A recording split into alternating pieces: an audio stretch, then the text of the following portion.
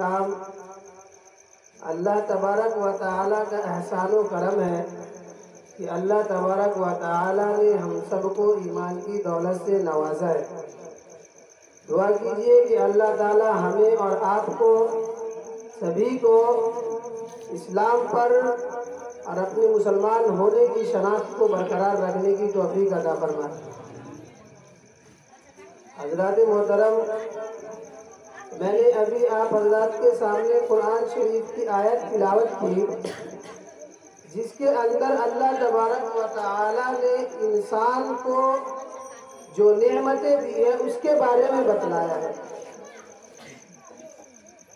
آج انسان کے اندر صحت ہے، تندرستی ہے، پھر بھی زبان پر ناشکری ہے۔ اس کی ناشکری کیوں ہوتی ہے ہماری زبانوں سے؟ ہم اپنے سے اوپر والے کو دیکھتے ہیں اس معنی کر کے ہمیں کسی چیز کی قدر نہیں ہوتی۔ اللہ تبارک و تعالیٰ نے ہمیں ہاتھ دیا ہے، اگر اس کی قدر کرنی ہے یا اس کی اہمیت کو جاننا ہے تو ان کو دیکھو جس کے پاس ہاتھ نہیں ہے، یا ان سے پوچھو کہ ہاتھ نہ رہنے پر کتنی تکلیفیں کتنی پریشانیاں آتی ہیں۔ جن کے پاس آنکھ نہیں ہے ان سے جا کر پوچھو کہ آپ کے پاس آنکھ نہیں ہے تو کیا آپ کو کیسا احساس ہوتا ہے، کیسا لگتا ہے؟ یعنی ساری دنیا اس کے لیے اندھیرا ہے، سب کچھ ہونے کے باوجود بھی اس کے پاس کچھ نہیں ہے۔ تو اللہ تبارک و تعالیٰ نے ہمیں آنکھیں دی ہے، کان دی ہے، ناک دی ہے، ہر اعتبار سے صحت تندرستی دی ہے، تو ہمارا حق بنتا ہے کہ ہم اللہ تعالیٰ کا شکر گزار ہو، شکر گزار بنو۔ اس لیے اللہ کے نبی صلی اللہ علیہ وسلم نے فرمایا کہ انسان کے لیے حق بنتا ہے کہ جب وہ سونے لگے تو اپنے سونے سے پہلے 2 رکعت شکرانہ نفل نماز پڑھ لیا کرے۔ اتنی نعمتوں سے نوازا ہے، لیکن پھر بھی انسانوں کی زبان پر ناشکری ہے۔ میرے دوستو، اللہ تبارک و تعالیٰ نے فرمایا لَإِن شَكَرْتُمْ لَأَزِيدَنَّكُمْ، اگر تم نعمتوں کا شکر ادا کرو گے تو ہم تمہاری نعمت میں بڑھوتری کریں گے، بڑھائیں گے، اضافہ کریں گے۔ اور آگے یہ نہیں کہا کہ ناشکری کرو گے تو کیا کریں گے، وَلَئِن كَفَرْتُمْ، اور اگر تم ناشکری کرو گے تو آگے جان لو اِنَّ عَذَابِي لَشَدِيدٌ، بے شک میرا عذاب بہت سخت ہے۔ میرے دوستو، آج انسان کے اندر بہت ساری بیماریاں پھیل گئی ہیں۔ میں یہ نہیں کہتا اسی بنا پر، لیکن ان کے وجوہات میں سے ایک وجہ یہ بھی ہے کہ وقت سے پہلے بیماریاں آ جانا، کسی کی بینائی چلی جانا، کسی کے کان کی قوت چلی جانا، بہت ساری بیماریوں میں مبتلا ہے۔ میرے دوستو، جب ہم اپنے سے نیچے والے کو دیکھیں، اگر کوئی اندھا آدمی کو دیکھ لے، کوئی لنگڑا آدمی کو دیکھ لے، کسی نابینا کو دیکھ لے، تو ہمارے نبی صلی اللہ علیہ وسلم نے تعلیم دے کر کیا ہے کہ کسی کو کسی پریشانی میں دیکھے، کسی بیماری کے اندر دیکھے تو یہ دعا پڑھ لیا کرے اِنَّا لِلَّهِ وَإِنَّا إِلَيْهِ راجعون، اللہم اجرنی فی مصیبتی واخلف لی خیرا منہا۔ اور شکر ادا کیا کرو کہ اللہ تو نے مجھ سے اس سے بہتر نعمت دی، اس کو آنکھ نہیں تو مجھے آنکھ دیا ہے۔ کبھی کسی لنگڑے کو دیکھو تو شکر ادا کرو کہ اللہ تو نے، تیرا شکر ہے کہ تو نے مجھے پاؤں دیا ہے۔ لیکن آج ہماری زبانوں پر ناشکری کے کلمات ہیں، ہر اعتبار سے ہماری تندرستی ہے، صحت ہے، گھر میں اندر گھر کا کاروبار بھی چل رہا ہے، گھر میں سب خوش ہے، لیکن اگر کوئی سامنے والا پوچھ لے تو چہرہ عجیب سا بنا لیتے، ایک دم تڑ شروع، ارے کچھ نہیں یار، ایسا ہی بس جو بھی تھوڑا بہت کام چل جاتا ہے۔ میرے دوستو، اگر کوئی پوچھے تو ہم شکر ادا کریں، کیا ہم سے وہ چھین لے گا؟ اگر ہمارے سے کوئی روزی روٹی کے بارے میں پوچھ رہا ہے، کوئی کاروبار کے بارے میں پوچھ رہا ہے، الحمدللہ بہت اچھا چل رہا، آپ کی دعا ہے، کیا ہم اگر بتا دیں گے تو ہمارا اکاؤنٹ خالی کر لے گا؟ کیا ہم کسی کو بتا دیں گے تو ہمارے گھر سے سامان اٹھا لے گا؟ نہیں۔ میرے دوستو، شکر ادا کرنے والی زبان ہونی چاہیے۔ میں نے دوسری قرآن شریف کی آیت تلاوت کی، اس کے اندر بھی اللہ تبارک و تعالیٰ نے یہی فرمایا کہ اے انسان، یہ جو سب کچھ میں نے بنایا، آپ کو صحت دیا، تندرستی دی، ہر اعتبار سے، اس کے بعد دنیا میں وجود آپ کا دیا، اس کے بعد میں نے یہ زمین، آسمان، چاند، سورج، ستارے، دن رات، یہ کس کے لیے کیا ہے؟ इंसानों के लिए तो क्या है, दिन बनाया है माश के लिए, क्या अपनी रोजी रोटी की तलाश में निकल जाए। रात बनाया आपके आराम के लिए ताकि आप आराम कीजिए। मेरे दोस्तों, चांद सूरज को बनाया है, वो इंसान के सब कुछ ताबे कर दिया है, सब कुछ इंसान के मफाद के लिए, फायदे के लिए बनाया है। मेरे दोस्तों, सूरज बनाया है तो वो इंसान के ताबे कर दिया। ये मैं नहीं कहता, कुरान कहता है। वसख्खर लकुम अश-शम्स वल क़मर वन नुजूम मुसख्खरातुन बिअमरिही, कि चांद को भी बनाया अगर, या सूरज को भी बनाया है, या सितारे को भी बनाया है, तो वो इंसानों के ताबे कर दिया। अगर धूप ना निकले कुछ दिन तो किसानों से पूछे जाके क्या हाल होगा। अभी मिसाल के तौर पे गेहूं काटे में अगर धूप ना निकले सारी फसलें खराब हो जाएगी। आम का सीजन आने वाला है, धूप ना निकले तो उसके पकन में सही नहीं होता है, उसका पकन जो होता है आम का वो खराब हो जाता है। ये धूप एक कुदरती ऐसी चीज है कि चाहे फसल हो, चाहे फल हो, चाहे जो भी चीज हो, या इंसान की बॉडी में हो, जब वो धूप का अर्श लगता है तभी जाके उसके अंदर एक निखार होता है। फल पर लगता है तो फल के अंदर वो कुशादगी आती है, वो मिठास आता है, वो अपनी असलियत पर आता है। फसल के अंदर लगता है तो वो भी अपनी असलियत और अच्छी फसल पर आता है। इंसान की बॉडी पर एक डॉक्टर ने रिसर्च किया, एक बच्चे का इंतकाल हो गया था अपने बिहारी के अंदर। वो बच्चा 16 दिन का हो गया था और इत्तेफाक ऐसा देखो कि उसको धूप नहीं लगा। हर डॉक्टर के पास गए, बिहार में अपने जितने बड़े बड़े डॉक्टर हैं सबके पास गए, यहाँ नहीं हुआ, पटना रिफर कर दिया, पटना में नहीं हुआ तो जाके दिल्ली में गया, दिल्ली में जाकर बच्चे ने दम तोड़ दिया। तो डॉक्टर ने आखिरी जुमला यही कहा कि ये बच्चा 16 दिन का हो गया, आप ये बताइए कि 16 दिन में इसको कितने दिन धूप लगाए।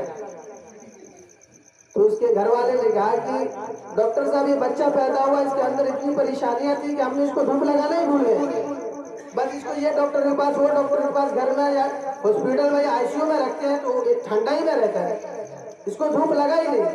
तो डॉक्टर ने बहुत सारी वजूहत थी, उसमें एक वजह रीजन जो बताया वो यही बताया कि बच्चा आपका 16 दिन का हो गया था, लेकिन इस बच्चे के अंदर अभी भी धूप का असर नहीं लगा, जिसकी वजह से बच्चा दम तोड़ दिया।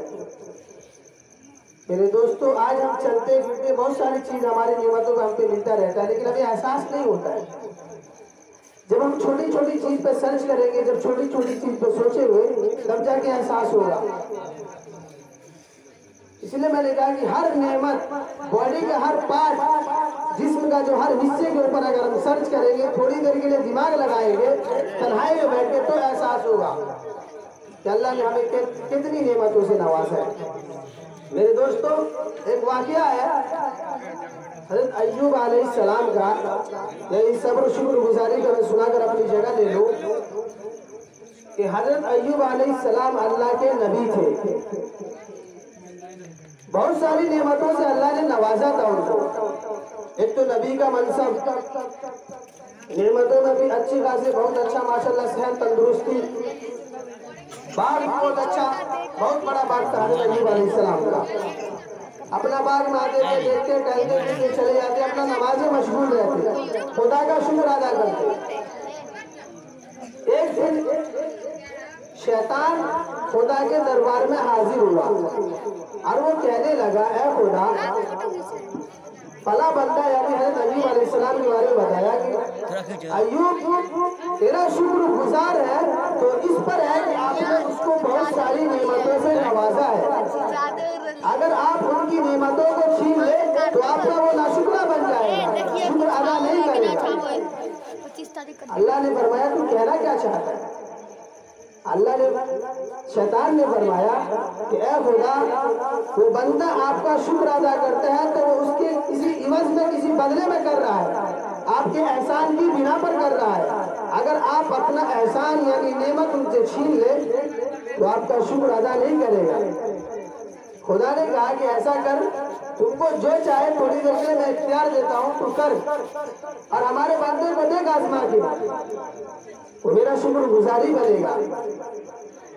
हज़रत अय्यूब, किताबों में आता है कि हज़रत अय्यूब अलैहिस्सलाम के पास बहुत बड़ा बाग था, बीवी भी थी, बच्चे भी थे। देखिए, शैतान एक दिन आया, उसके बाग में आग लगा दी। हज़रत अय्यूब अलैहिस्सलाम के बाग में आग लगा दिया, जिनकी बिना पर उनका पूरा बाग जल गया। ایک کاشتکار کی شکل میں آیا، مسجد کے پاس کھٹکھٹایا۔ حضرت ایوب علیہ السلام نماز پہ مشغول تھے۔ بادشاہ آواز دی، اے ایوب، نماز پڑھنے سے کوئی فائدہ ہونے والا نہیں ہے، وہاں تمہارا باغ جل گیا، تم نماز میں مشغول ہو۔ حضرت ایوب علیہ السلام نے فرمایا، بھاگ جا شیطان کہیں گا، تو لگتا ہے کہ شیطان ہے، چلا گیا ہو۔ دوسرا مرحلہ دیکھیے، کچھ دنوں کے بعد ان کی بیوی بچے چھت پر اپنا بچے کھیل رہے تھے، ان کی بیوی چھت پہ کچھ کام کر رہی تھی، شیطان نے چھت کو گرا دیا، جس کی بنا پر ان کی بیوی بھی اور بچے بھی دب کر مر گئے۔ پھر شیطان دوڑا آیا، اے ایوب، دیکھیں نماز میں مشغول ہے، نماز پڑھنے سے تمہارا کچھ ہونے والا نہیں ہے، وہاں تمہاری بیوی مر گئی، بچے مر گئے، تم نماز پڑھ رہے اس سے کچھ ہونے والا نہیں ہے، تمہاری بیوی بچے لوٹ کے آنے والے نہیں ہیں۔ پھر حضرت ایوب علیہ السلام کا وہی پیارا سا جملہ، چل بھاگ جا شیطان کہیں گا، تو شیطان ہے، لگتا ہے کہ تو شیطان ہے، پھر چلا گیا۔ تیسری مرتبہ حضرت ایوب علیہ السلام نماز پڑھ رہے ہیں، نماز میں مشغول ہے۔ پہلے کا زمانہ تھا، آج سے ہم لوگ کے اندر بھی آج سے 8 سال 10 سال پہلے چراغ جلتا تھا، ڈبیا میں یا للٹین کی شکل میں، ابھی موم بتی کی شکل میں جلتا ہے۔ چراغ جل رہا تھا، حضرت ایوب علیہ السلام نماز میں مشغول ہے، شیطان آیا، چراغ کو ٹیڑھا کر کے پھونک دیا، حضرت ایوب علیہ السلام کے دامن میں لگ گئی آگ، اور وہ نماز میں مشغول تھے، ان کو پتہ ہی نہیں چلا، کیونکہ وہ نماز نبی کے نماز پڑھتے تھے، نبیوں والی نماز، اس کو پتہ ہی نہیں چلا، پورا جسم بھی جل گیا، کپڑے تو جلے جلے، جسم بھی جل گیا، جسم میں پورے چھالے اولے پڑ گئے، پورا جسم وغیرہ جل گیا، گھاؤ کی زخم کی شکل بن گیا۔ پھر بھی حضرت ایوب علیہ السلام خدا کا شکر ادا کرتے رہے، باغ بھی گیا، بیوی بھی گئی، بچے بھی گئے، جسم بھی جل گیا، پھر بھی خدا کا شکر ادا کرتے رہے۔ یہاں تک کہ کتابوں کے اندر آتا ہے کہ ایک مرتبہ حضرت ایوب علیہ السلام حاضر ہوئے اور کہا السلام علیکم، حضرت ایوب علیہ السلام جواب نہیں دیا، پھر دوبارہ سلام کیا حضرت جبرائیل علیہ السلام، السلام علیکم، تب جا کر جواب دیا، وعلیکم السلام۔ تھوڑی دیر کے بعد حضرت جبرائیل علیہ السلام نے پوچھا کہ اے اللہ کے نبی، میں نے پہلی مرتبہ سلام کیا تو آپ نے جواب نہیں دیے، دوسری مرتبہ سلام کیا تب جا کر جواب دیے، کیوں، ایسا کیا ہوا؟ کیا ان کا جواب تھا؟ حضرت ایوب علیہ السلام نے فرمایا، اے جبرائیل، جب تم پہلی مرتبہ سلام کیے تھے، میرے جسم کے اوپر ایک کیڑا کاٹ رہا تھا، یعنی جب سمجھتے ہیں کہ اس بات کو کہ زخم کے اندر جب کیڑا لگ جاتا ہے تو وہ زخم ہی اس کی غذا بن جاتا ہے، اس کا وہ کھانا پینا بن جاتا ہے کیڑے کا، کیونکہ کیڑا وغیرہ وہی کھاتا ہے۔ تو حضرت ایوب علیہ السلام نے فرمایا کہ اے جبرائیل، جب آپ نے پہلی مرتبہ سلام کیا تو ایک کیڑا کاٹ رہا تھا، اور میں نے یہ سوچا کہ اگر میں جواب دے دوں میرا جسم حرکت کر جائے گا، کیڑا کہیں گر جائے گا، اس کی خوراک میں کمی ہو جائے گی، وہ ڈر جائے گا، اس کا خوراک چھوٹ جائے گا، کہیں بھوکا نہ رہ جائے گا، جہاں تک سوچ رہے تھے حضرت ایوب علیہ السلام، اس لیے میں نے پہلی مرتبہ سلام کا جواب نہیں دیا، جب وہ کیڑا کاٹ چکا، اپنی غذا کھا چکا تھا، پھر تب جا کے میں نے دوسری مرتبہ میں آپ کے سلام کا جواب دیا۔ یہاں تک خدا کا شکر ادا کرتے ہیں۔ کتابوں میں آتا ہے کہ کبھی کبھی بعض مرتبہ کیڑا گر جاتا تھا آپ کے جسم سے، تو آپ اٹھا کر اس کو پھر وہ زخم پر رکھ دیتے تھے، اٹھا کر اپنے جسم پر رکھ دیتے تھے کہ اے خدا کی مخلوق، جب خدا نے آپ کو یہاں پر آپ کی غذا رکھی تو آپ کیوں بار بار گر جاتے؟ لیکن کبھی خدا کی ناشکری نہیں کی، اور یہ مرحلہ 1 سال نہیں، 2 سال نہیں، 3 سال نہیں، 18 سال تک رہا اس آزمائش میں، 18 سال تک کی آزمائش ہوتی رہی حضرت ایوب علیہ السلام کی، تب جا کر شیطان بھی ہار گیا، پھر شیطان خدا کے دربار میں گیا اور اپنے شکست کا اظہار کیا، پھر حضرت اللہ تعالیٰ نے حضرت ایوب علیہ السلام کو پہلی جیسی صحت بھی دی، پہلے جیسا باغ بھی دیا، پہلے جیسی بیوی بھی دی، پہلے جیسی اولاد بھی دیا۔ تو یہ ہوتا ہے میرے دوستوں کہ جب ہم شکر ادا کریں گے تو اللہ تعالیٰ نعمت میں بڑھوتری کریں گے، اللہ تعالیٰ آپ کی نعمت میں اضافہ کرتے رہیں گے۔